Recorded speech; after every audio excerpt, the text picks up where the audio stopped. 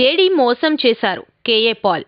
జై Bharat national party తరఫున విశాఖ ఎంపీగా సిబిఐ మాజీ జేడీ లక్ష్మీనారాయణ పోటీ చేయనున్నారు. ఈ తరుణంలో కేఏ పాల్ శుక్రవారం విశాఖలో సంచలన వ్యాఖ్యలు చేశారు. తన ప్రజాశాంతి పార్టీలో లక్ష్మీనారాయణ చేరుతానని చెప్పి మోసం చేశారని ఆగ్రహం వ్యక్తం చేశారు. ఇచ్చిన మాట నిలుపుకోకపోవడం ఆయన విజ్ఞతకే వదిలేస్తున్నానన్నారు.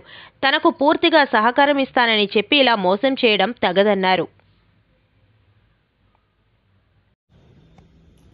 It's a dark day. ఇది ఒక చీకటి రోజుగా నేను గుర్తిస్తున్నాను. JD Lakshminarayana retired IPS officer. నాకెంత క్లోజో మీ అందరికీ తెలుసు.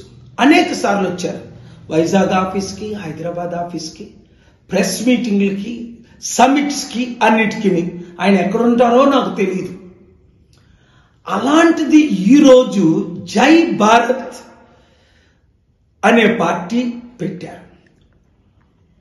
ఆయన ఆర్ఎస్ఎస్ అని అందరికీ తెలుసు, బజరంగ దళ విశ్వ హిందూ పరిషత్ సపోర్టర్ అని. కానీ ఒక పార్టీ పెడతారు అని ఎవరు ఊహించలేదు. ఎందుకంటే అనేక సార్లు ప్రజాశాంతి పార్టీలో చేరుతానని, అంతేకాకుండా పాలుగారు మీకు నేను విశాఖపట్నంలో ఎంపీగా మద్దతు ఇస్తాను, మీరు వస్తేనే గద్దరన్న చెప్పినట్లు అభివృద్ధి జరుగుతుంది, అప్పులు తీరుతాయి, స్టీల్ ప్లాంట్ బాగుపడుతుంది అన్న మాటలన్నీ మీరు విన్నారు అన్ని ఛానల్లో. అలాంటిది 100 కోట్లకు 1000 కోట్లకు అమ్ముడుపోవడమా?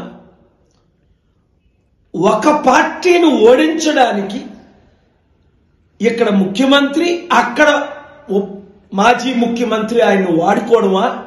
నన్నైతే 1 మంత్ బ్యాక్ 1000 కోట్లు అడిగారు టీంతో వచ్చి, మా టీం ఉంటుండే. లేదండి పార్టీ తరఫున మీకు 100 కోట్లు ఖర్చు పెడతానని అన్నా. కానీ ఇంత దిగజారిపోవడం ఓట్లు చేల్చడానికి? కాపులారా, ముఖ్యంగా బీసీలారా, ఆయన బీసీ కాడు, పవన్ కళ్యాణ్ బీసీ కాడు. మన బీసీలను ముఖ్యమంత్రి కాకుండా చేయడానికి ఈ 2 కుల కుటుంబ పార్టీ నాయకులు ఇలాంటి వాళ్ళని వాడుకుంటున్నాం. చాలా విచారం వేస్తుంది, బాధతో చెప్తున్నాను. అనేక మంది ఐఏఎస్ ఐపీఎస్లు ప్రజాశాంతి పార్టీలో చేరారు, మీకు తెలుసు. ఒక ఇమేజ్ ఉన్న వ్యక్తులు అనుకున్నానే తప్ప ఈయన మాట ఎవడంటారు లేండి.